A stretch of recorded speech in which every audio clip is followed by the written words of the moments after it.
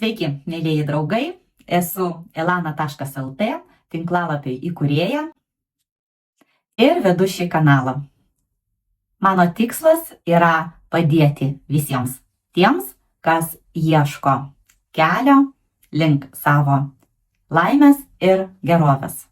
Aš dalinuosi savo patirtimi ir žiniomis, kas man pačiai padėjo mano kelyje. Spauskit mygtuką prenumeruoti ir šalia jo esantį varpelį.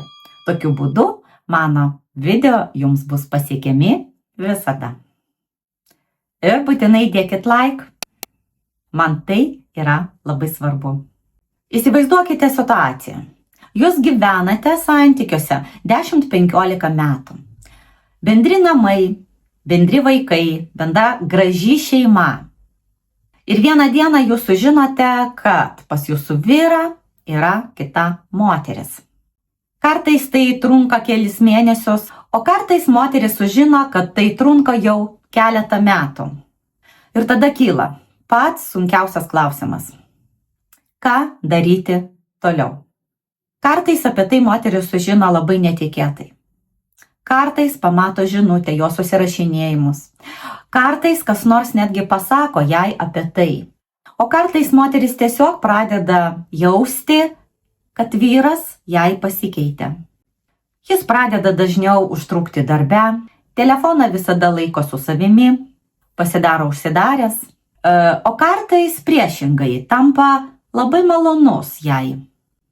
Psichologai sako, kad žmogus, kuris slepia antrą gyvenimą, dažnai pradeda elgtis dviem būdais. Arba tampa šaltesnis, arba bando kompensuoti kaltės jausmą didesniu dėmesiu moteriai. Kai moteris tik sužino apie neištikimybę, pirmiausia būna didelis šokas. Smegenys tokią žinią priima kaip traumą. Emocijos, aišku, tampa labai stiprios. Moteris dažnai jaučia gėdą, nori paslėpti šį įvykį nuo aplinkinių. Santykių dinamikoje yra labai įdomus faktas. Žmogus labai dažnai reaguoja ne į pačią neištikimybę, o į tai, kad jį apgavo. Tai reiškia, kad dažniausiai būna skaudžiausia tai, ne tai, kad atsirado kita moteris, o tai, kad ją apgavo. O tai, kad metus arba keletą metų buvo moteris apgaudinėjama. Tokioje situacijoje labai svarbu nepriiminėti iš karto greitų sprendimų. Ypač tą pačią dieną. Geriausia išlaukti, pabūti, apmąstyti, pagalvoti. Nusiraminti emociškai, neskubėti iš karto griauti viso gyvenimo.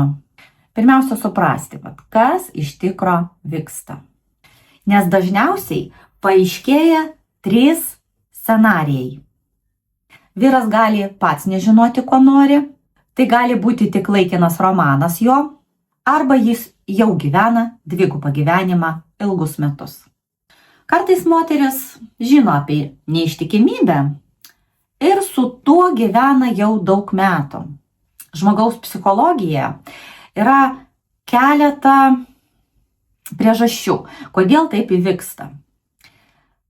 Tai baimė prarasti šeimą, moteris gali bijoti prarasti šeimą, moteris gali bijoti likti viena, vaikai, yra vaikų, sunku, dėl jų reikia aukotis, finansinis stabilumas. Ta prasme, moteris priklausoma nuo vyro finansų. Ir čia labai yra svarbus momentas. Kartais moteris sako, aš žinau, kad jis turi kitą, bet aš nežinau, ką daryti. Ir čia svarbu suprasti vieną dalyką. Jeigu vyras turi santykių su moterimi keletą metų, tai reiškia, kad jis jau ten sukūrė tą emocinį ryšį. Ir tai jau ne vienadienis ryšys, o tai jau pas jį ten ilgalaikiai santykiai. O dabar siūlau jums kartu paanalizuoti šitą situaciją. Kaip jūs manote, jeigu vyras tikrai nežino pats, ko jis nori šioje situacijoje, ko jis nori iš savo moters, ko jis nori iš tos dabartinės moters. Ir jis pats nežino, jis įklimpo į šitą situaciją atsitiktinai. Galbūt jis ten žodį su žodį pabendravo kažkur, flirtas, paflirtavo ir taip gavosi, kad jau ten vyksta ir susirašinėjimai, ir susitikimai, bet jis pats savo nesuprato, kur jis atsidūrė. Vyro noras būti dėmesy jį privedė prie tokios situacijos. Ir jeigu vyras iš tikro pats nežino, ko nori, tai čia yra dar variantas, kad moteris, jo žmona arba moteris, su kuria jis dabar gyvena, turi, nenoriu aš sakyti šansą, bet yra tokia perspektyva su juo kalbėtis, su juo pakalbėti, aiškinti šitą situaciją, kodėl taip įvyko. Ir išgirsti patį vyrą, vis dėlto duoti jam laiko priimti sprendimą. Ir šioje vietoje svarbiausia nespausti jo, nekurti įtakos nedaryti, nekurti skandalų. Vis dėlto vertėtų ramiai duoti jam laiko priimti sprendimą. Pastatyti klausimą taip. Arba tu ten eini, arba tu pasilieki čia. Rinkis čia ir dabar. Viskas. Aš manyčiau, toks būdas būtų teisingiausias. Dabar jeigu tai yra tokia laikina intriga. Antras variantas, laikina intriga, irgi kaip panaši su pirmu variantu, vyras nežino, o čia žino, ką daro, bet tai yra kaip laikina intriga jam, taip? Ir jis taip ir sako, tai laikina intriga, taip atsitiko, taip gavosi man ir aš nežinau, kodėl aš čia atsidūriau ir įklimpau į tokią situaciją. Norėjosi. Čia galima taip. Čia galima čia spręsti, kad vyrui galbūt norėjosi tokios intrigos, įklimpo ir taip. Čia irgi svarbus momentas, kad greičiausiai matyt vis dėlto reikėtų ir šioje vietoje jam ultimatumą statyti. Arba. Va čia ir dabar rinksis. Taip, rinkis. Jeigu nesirenka, tada kas vyksta kitų žingsnių, eina distancija. Ta prasme, laikaisi atstumą. Kitas tavo žingsnis turi būti laikytis atstumo.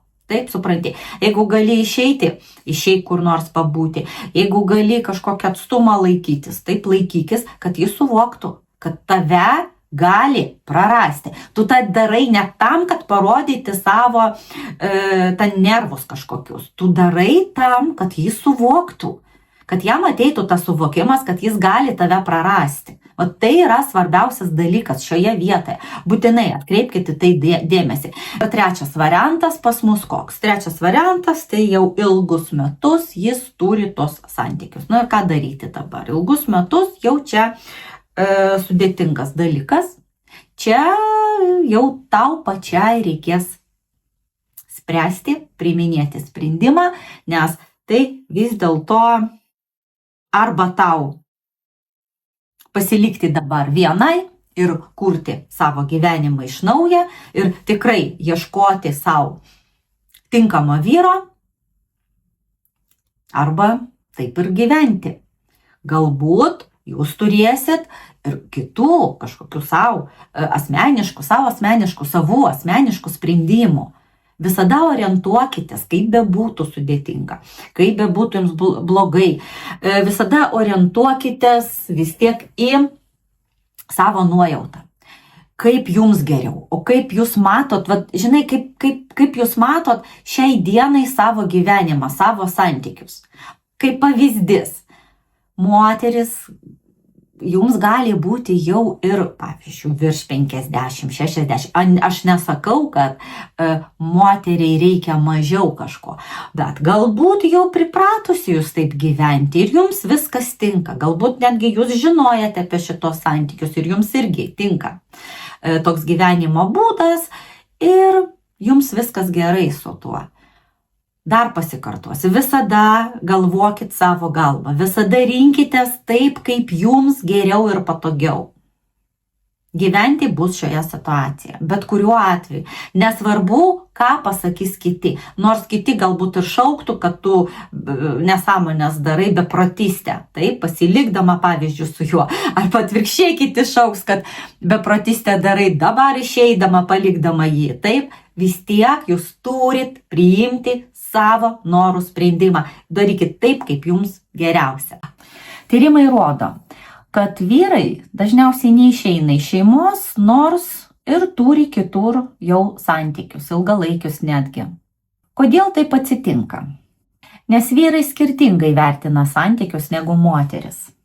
Vyrams šeima tai yra toks stabilumas, o kita moteris tai yra labiau kaip pabėgimas ir prisipildo emocijomis.